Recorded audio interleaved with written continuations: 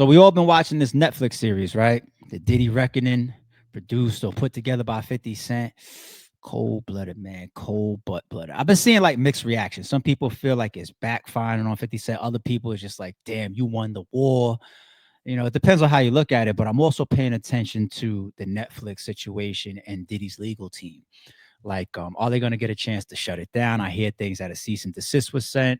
How did they get their hands on the footage? Even in this upcoming video right here, I think 50 Cent addresses how he got the footage or gives some type of answer. But he's doing his promo run about this damn Diddy dot. And I think I also seen it's like on Netflix or as of shows right now, it's like top 5 being watched. I'm not shocked. Prostitution crimes that landed him in prison for about 2 more years. Diddy's team is also rebutting this project as a, quote, shameful hit piece. They note the obtained footage was not authorized for release. Netflix says they legally obtained the videos. In addition, tonight, another dynamic here is that another famous rapper is, of course, behind this film, 50 Cent, who has long publicly clashed with Diddy and has recently expanded into a wide range of film and TV projects. He has plenty to say about Combs' record. The rapper, actor, and producer joins me now. He's sold over 30 million albums, won all kinds of awards and accolades along the way, and is now a successful film and TV producer. And we're also joined by his colleague on the project, Alexandria Stapleton, an Emmy-winning showrunner and director of this series. Welcome to both of you. Oh, man, thanks for having me. Always great to have a 50-day. Yeah, it's always going to be good. Great for ratings. There we go. It's an important project, clearly. The question for both of you, 50 first, why this project, why now? Well, we waited until after the results of the trial to release the project, but I started like almost 5 months before I was able to find Alex, and finding an Emmy Award-winning showrunner and director is detrimental to the project being really well put together. So, you know, they should expect it to perform like Reggie Jackson did. Thank you. That's why, meanwhile, Dame was over on the Breakfast Club talking about, oh, 50's capping. He's not trying to just skimp together some BS. He's going to the top of the food chain with the executive producers and even the platform of Netflix. So, hey, man, you never count out a guy like 50, man. Sometimes you just got to be patient. Shit. Yeah, I think the why it's coming out now is we wanted to wait, to get through all of the legal proceedings, the criminal trial, and it spans, it's 4 parts, and it spans over 30 years of pop culture, his life. So it took some time, to say the least, to put all of this together. It's an important story, and you could just tell it with all the public material. Mm-hmm. You go further, you've gotten your hands on some extra new material people are going to see for the first time, including this video. Any journalist would want to know how you got it, but it is Sean Diddy Combs in the heat of this, right before the arrest for the trial we just discussed, in private moments, talking to his lawyer, cameras running. Let's take a look. It's the middle of September and there's still no indictment. Bro, then you have to have a spokesman. You have to have some sort of comms to constantly be pushing I'll that. be so pissed that he got this footage You just made of my all CNN. people, So you 50. You at the wrong place looking to see what the people with the possible jurors are thinking. It could be somebody that has dealt in the dirtiest of dirtiest, dirty business of media and propaganda. Yo, don't even sleep, people. This type of exclusive footage related to Diddy and one of the biggest celebrity trials we've seen in a long time. This footage right here alone, people might pay, especially if you're going to put a documentary to it and have exclusive footage. People might pay $1 million plus for this. No bullshit. I'm not reaching. I'm trying to tell you, if 50 Cent for all the exclusive footage that he got for Diddy, like even with the jury, all this type of stuff that they got in the series, they probably paid out a couple $1 million just for the type of footage and the people that they brought in and signed off to actually speak on a documentary. But listen, it take money to make money. 50, how'd you get it, and what does that scene show? Right. Well, I mean, you're a journalist, Harvey. Harvey, you would not disclose your sources. We usually don't. Yeah, but I got it. Yeah. I got it. What he said. and what do you think it conveys? Because we see someone trying to pull the strings and talking about, he would say affecting, others would say manipulating the public views of the allegations. I think that, one big theme of the series is to go behind the scenes to really understand how brilliant you could say Sean Combs is at marketing, at owning his narrative, controlling the narrative at all times. And so why would that stop, when his life is on the line? So I think that, on its face, that's what it is. But as you get deeper in the film, you start to realize, perhaps how some of these tactics, how they really came to present themselves, during the trial. You show that, his abilities, his early rise. Right. Alexandra, you also give time to victims of the alleged abuse. Some of the cases are in different procedural postures. And you show victims who were women and men. Why is that important? Because, you know, victims of sexual assaults. No, shut up. Let me answer that. Because 50's been campaigning at Diddy's suite for like 20 years. So of course you're gonna put the alleged male victims in the joint. And the bastard sits there with a straight fucking face. Meanwhile, he's been telling us for 20 years. One of the pinnacle moments where me and Diddy went left is when he offered to take me shopping. I thought he was trying to get at me. Yo, this thing is the devil, son. I swear to God, leave 50 alone. Sexual violence. Look you at know, his that, face. That should Look how gender straight should his not be a part of face that is. conversation. When you are a victim, you are a victim. And I think that He's that- you know the series was a platform in a way for these alleged victims to come forward, give their truth, put context to their situations when so much of it was ripped out. You know, and we just went. The world was going for the salacious headlines, and they really had the time to tell their story. Yeah, and the film takes us way behind the PR or propaganda machine. You see Diddy the day he's finding out about new suits against him while he's in New York preparing for a possible criminal arrest. Right. This is another moment from the video that 50 said he won't tell us where he got it. But it's a rare window into his thinking. I can say, just like Nixon didn't think the Watergate tapes would come out against him, it would appear that Diddy did not think he would lose control of this video as he talks about an accuser. Take a look. I don't know what level of brokenness, disease is going on. God told me to do nothing, so I gotta do what God told me to do. And when I'm going to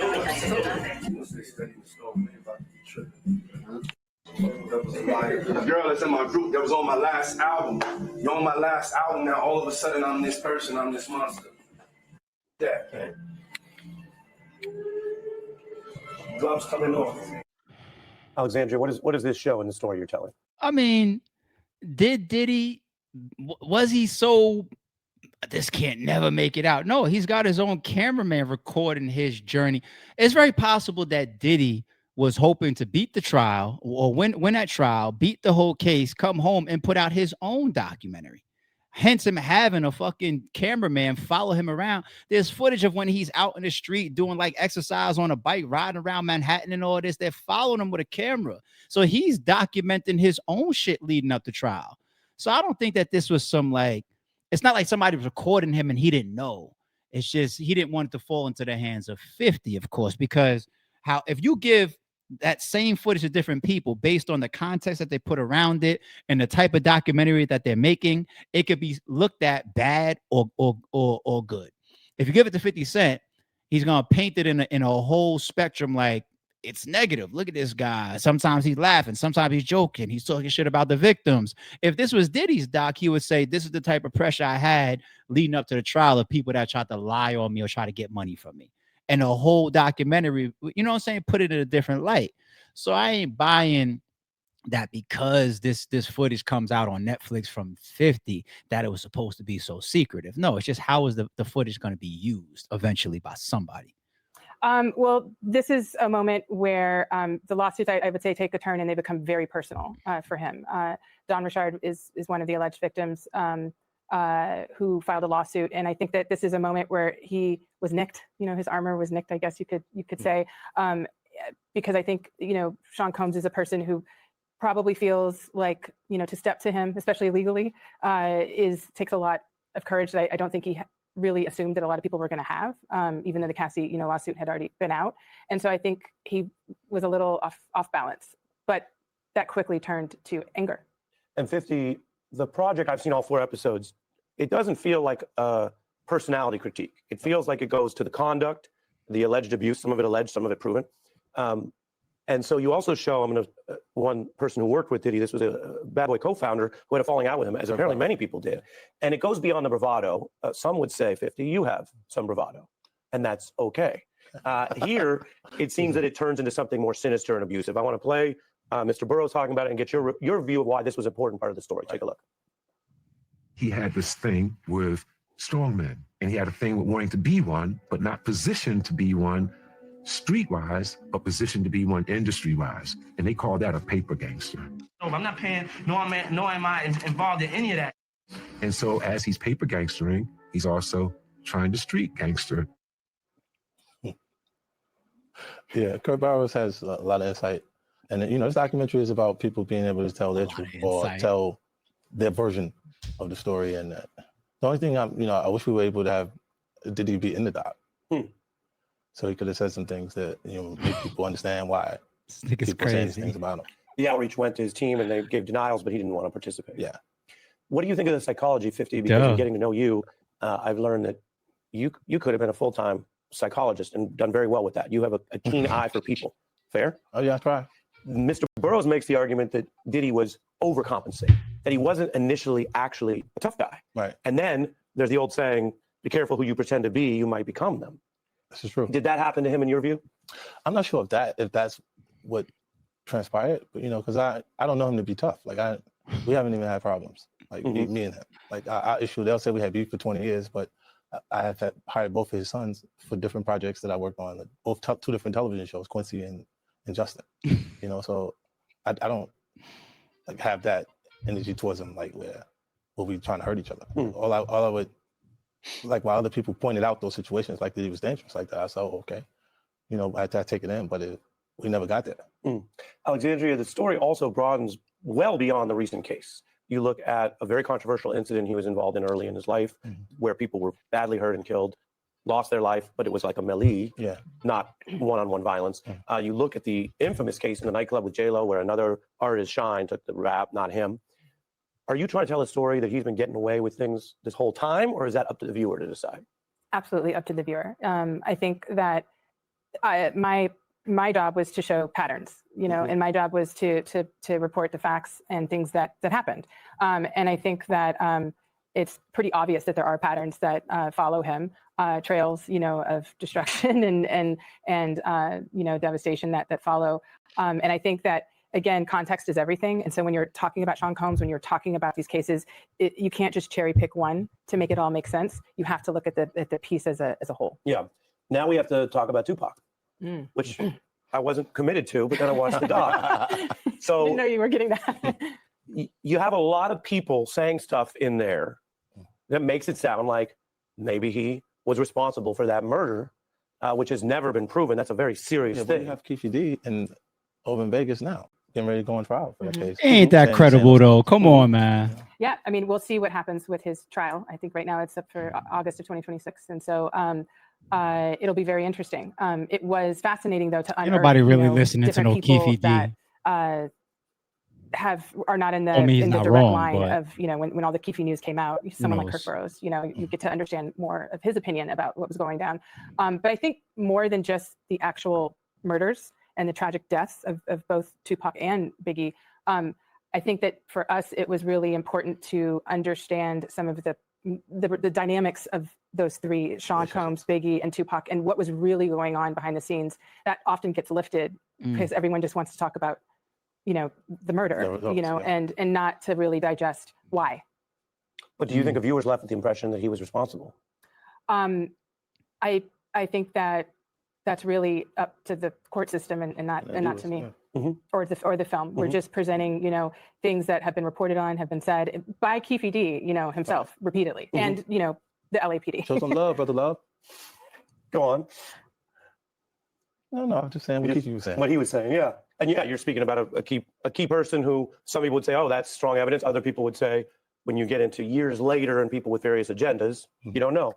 You have a juror in here. What did that show us about this case? Because there is a tension within all this. Definitely hang back. Yeah, I got an interesting take once this is over.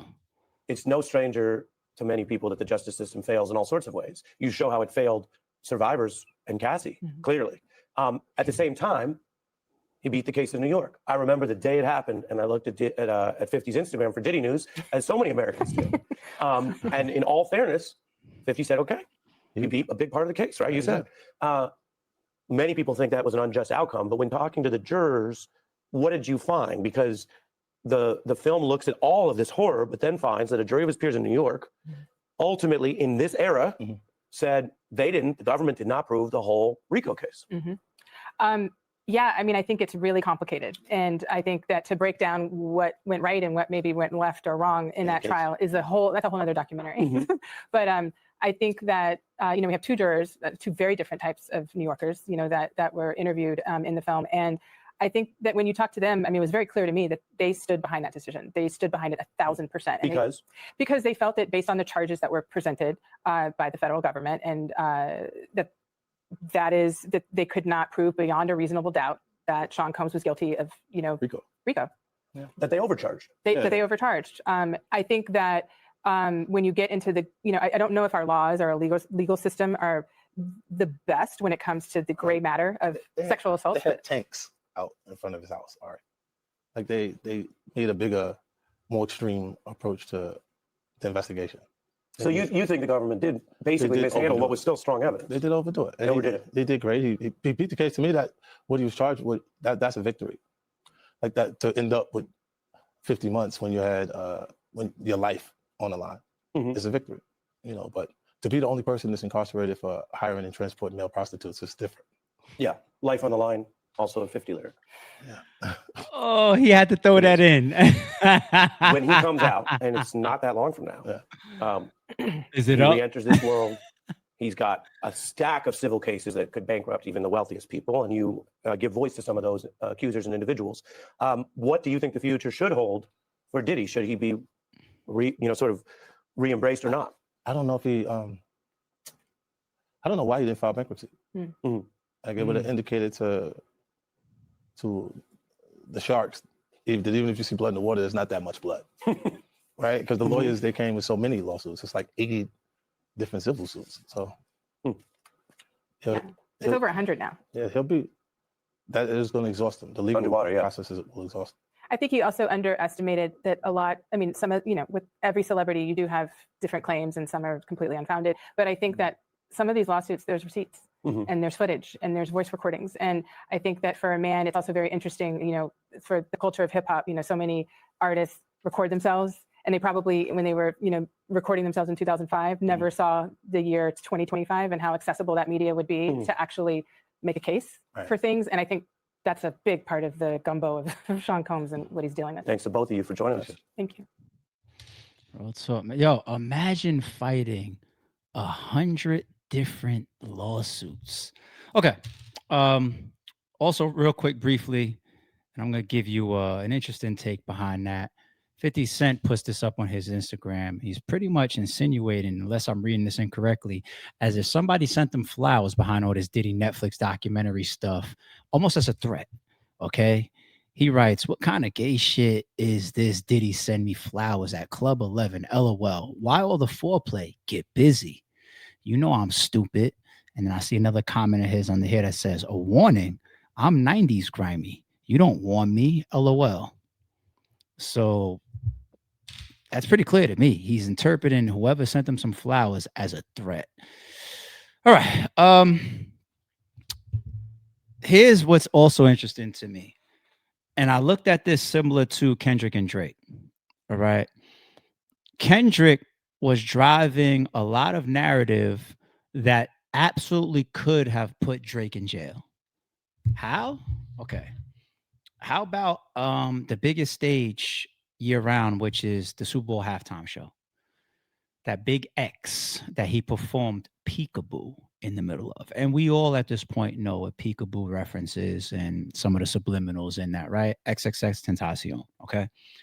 Also, you heard Peekaboo playing like in Super Bowl commercials, like Gatorade, and he was taking a bunch of opportunities to push it. He did it on his tour. He was pushing subliminals in that message on the tour as well. I was always watching that whole storyline of him pressing that ever since the GNX album dropped.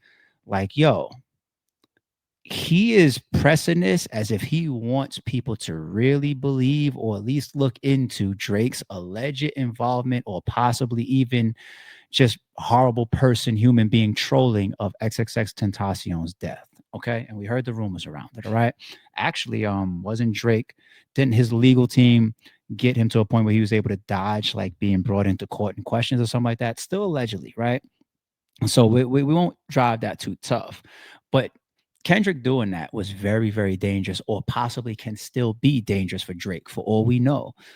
I think that's very similar here, where 50 is pushing narratives even further into the general popular public of things that can really continue to harm Diddy. They're out here pushing and talking about pulling further layers back of Biggie and Pac. Okay. Like his executive producer says, sitting next to him, like, we normally just think about the murders, but what was happening behind the scenes? Leading up to. And then if you watch the series, they talk about that a little bit too, trying to paint a picture or an image as if Pac and Big was always real, real close, and it was the jealousy of Diddy that came in and started to divide those guys. And whoever knows if any involvement with the fucking shooting at the studio and all this type of stuff. But that was their driving.